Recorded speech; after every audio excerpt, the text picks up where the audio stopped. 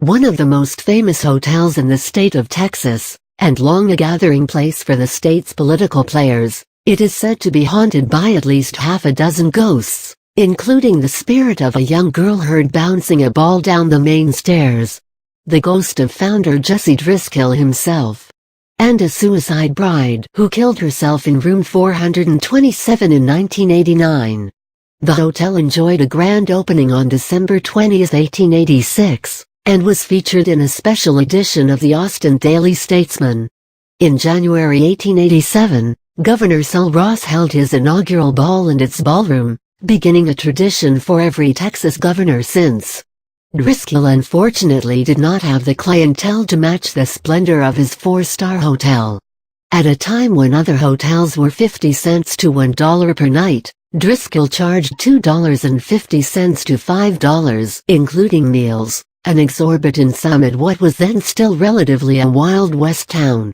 Following the loss of a great fortune in cattle drives, Driskill was forced to close the hotel in May 1887, less than a year after it opened. According to legend, he lost the entire hotel in a game of poker to his brother-in-law, Jim Doc Day, who became its second owner. The hotel changed hands several times through the turn of the century, and went through boom and bust cycles along with the city of Austin. The original building was expanded in 1929 with a 13-story tower.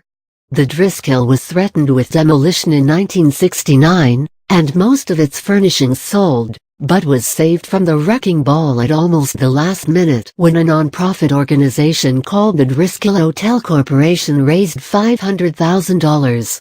The hotel reopened in 1971, under management of the Braniff Airways Corporation, and has remained successful since.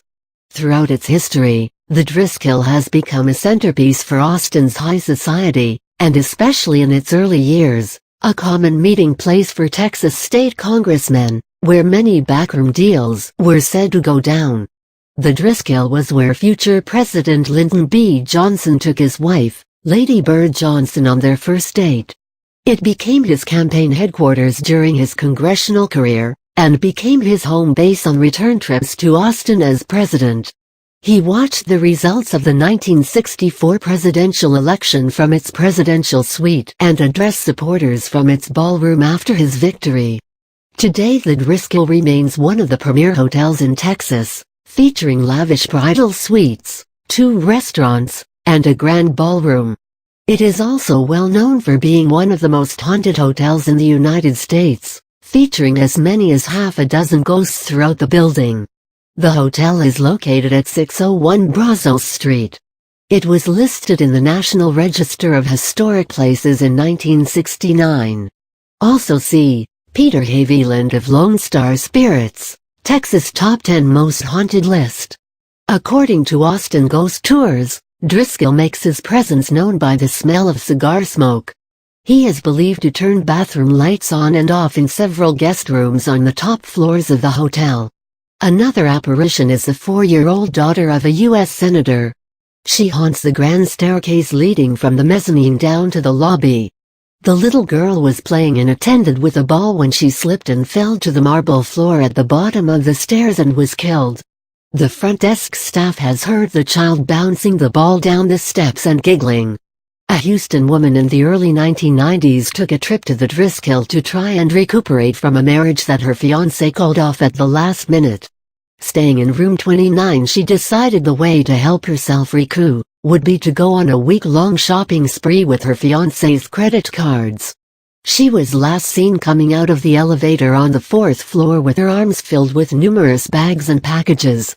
Her body was discovered 3 days later when the housekeepers became concerned that she hadn't left the room to eat. She was found lying in the bathtub. She had shot herself in the stomach, muffling the sound with a pillow.